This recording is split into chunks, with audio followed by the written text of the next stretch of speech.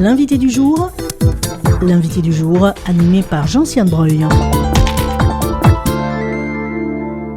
Bonjour, je suis en compagnie aujourd'hui de Céline Viguier. Bonjour Céline. Bonjour. Vous êtes la nouvelle pasteur qui vient d'être reçue à la communauté de l'Église protestante unie d'Agen et on a envie de faire mieux connaissance.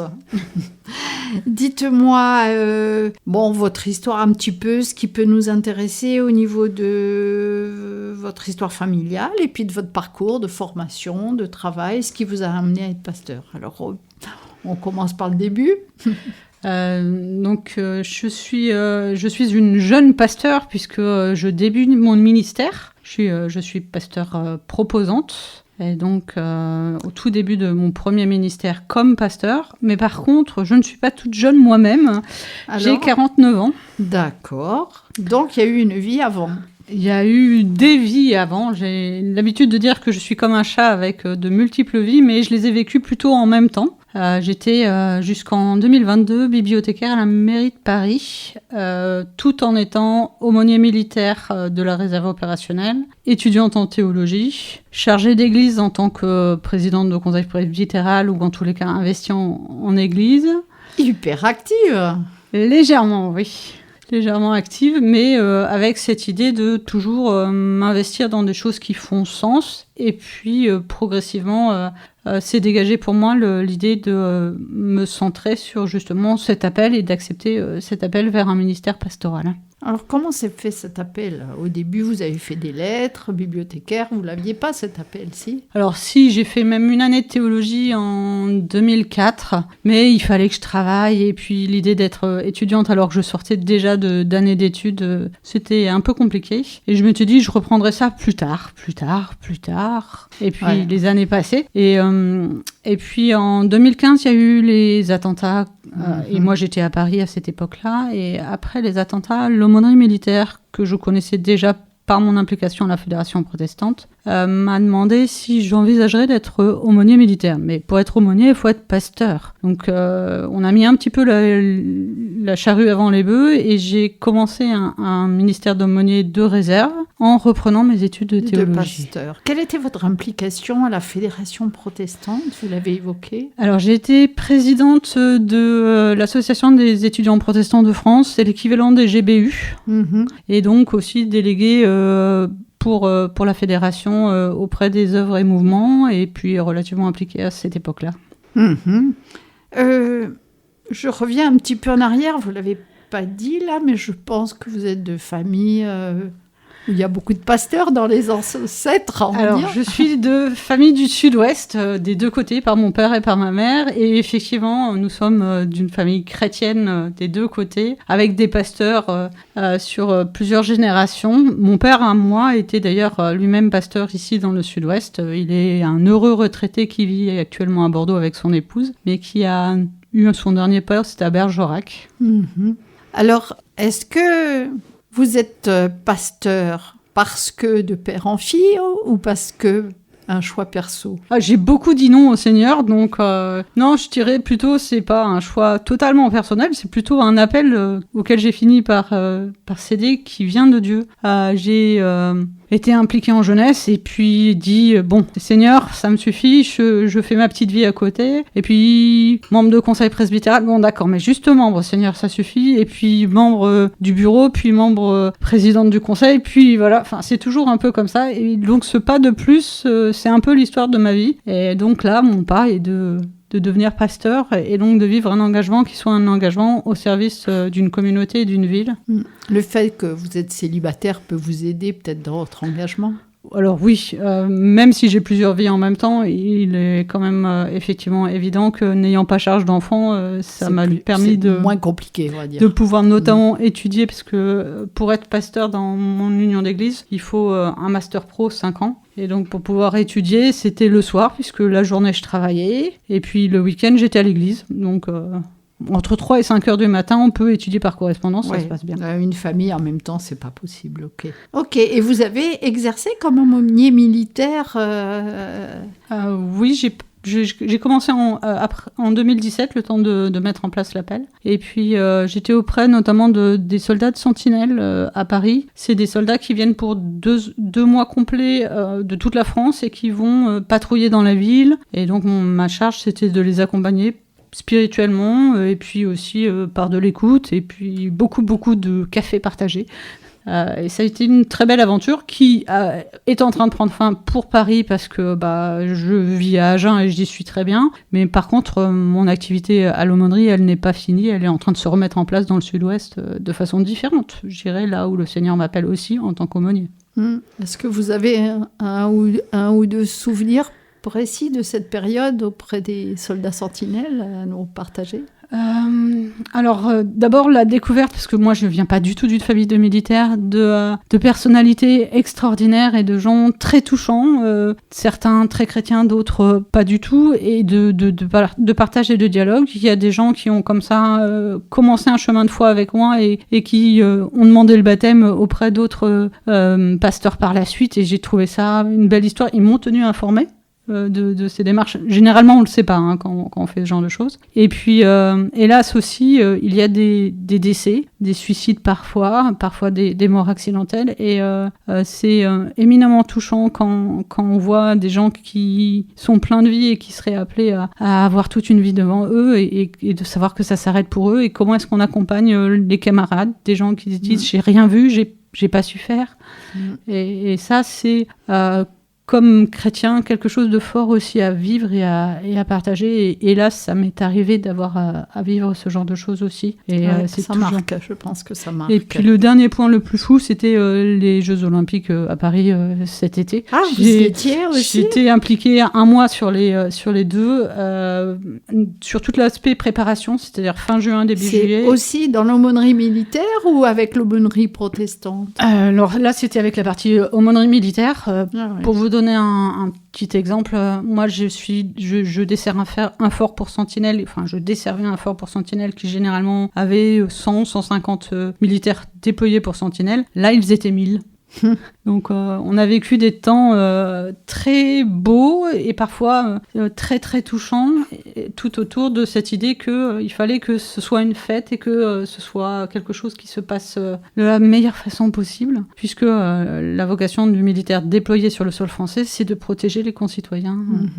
Voilà, vous gardez des bons souvenirs de ces moments, des souvenirs en tout cas que ça avait du sens, votre place. Et puis des amitiés nouées au fil des années.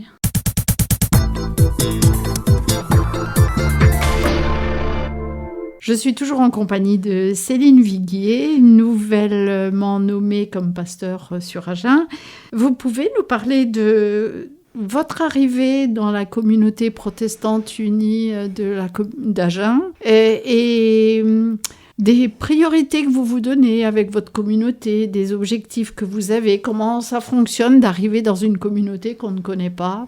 Alors, j'ai été très bien accueillie et j'étais attendue. Ma paroisse a passé 2 années sans pasteur et j'avoue que j'ai été particulièrement bien reçue aussi parce qu'ils étaient très contents de retrouver une pasteur. Après, dans l'Église unie, on travaille, on prend les décisions au conseil presbytéral, en sachant que le pasteur est un membre de droit du conseil presbytéral, mais il n'est pas le président. Mais il n'est pas le président, contrairement effectivement à d'autres unions d'église. Et donc, c'est par le dialogue, la concertation, c'est aussi parfois par le partage des tâches qu'on fonctionne. Et donc, on a redéfini les priorités et en mettant l'accent sur la dimension d'accueil, de soutien et puis d'implication dans la cité, à la fois vis-à-vis des autres églises protestantes, mais aussi des autres églises chrétiennes, et même de l'interreligieux. C'est une dimension qui préexistait à ma présence.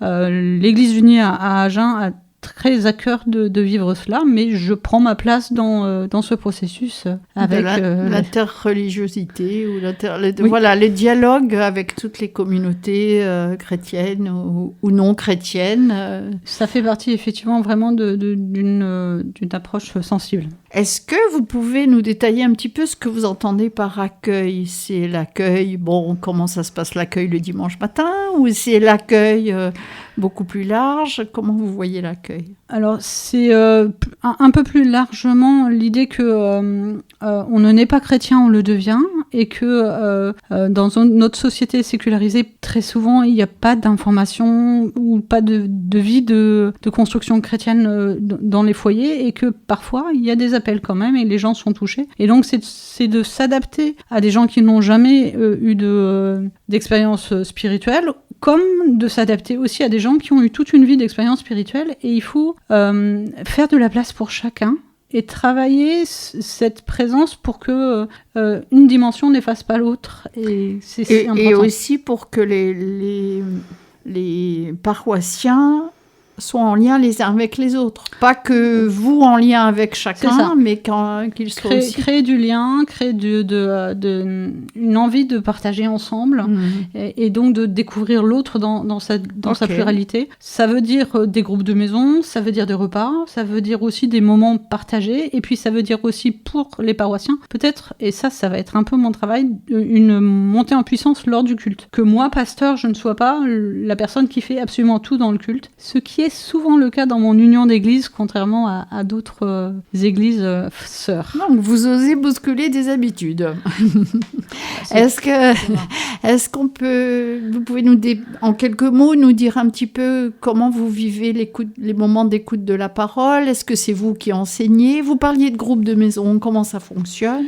Les groupes de maison, c'est vraiment l'idée que l'écoute le travail autour de la parole n'est pas mon attribution personnelle, même si je viens de temps en temps dans les différents groupes de maison. L'idée, c'est que chacun dans son quartier, dans sa ville ou son village, puisse accueillir des gens qui sont avec une recherche spirituelle, pas forcément des protestants, ça peut être aussi parfois des catholiques par exemple, et partager l'écriture. Mon travail, moi d'enseignant, est d'aider les personnes dans les groupes de maison à s'approprier le mieux possible ces temps-là, pour que ce soit une expression spirituelle et pas simplement un avis personnel sur le texte biblique par exemple.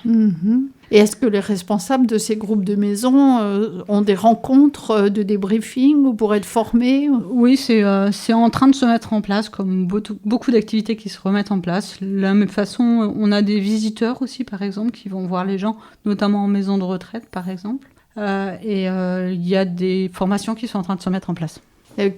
Comment vous vivez la catéchèse des enfants?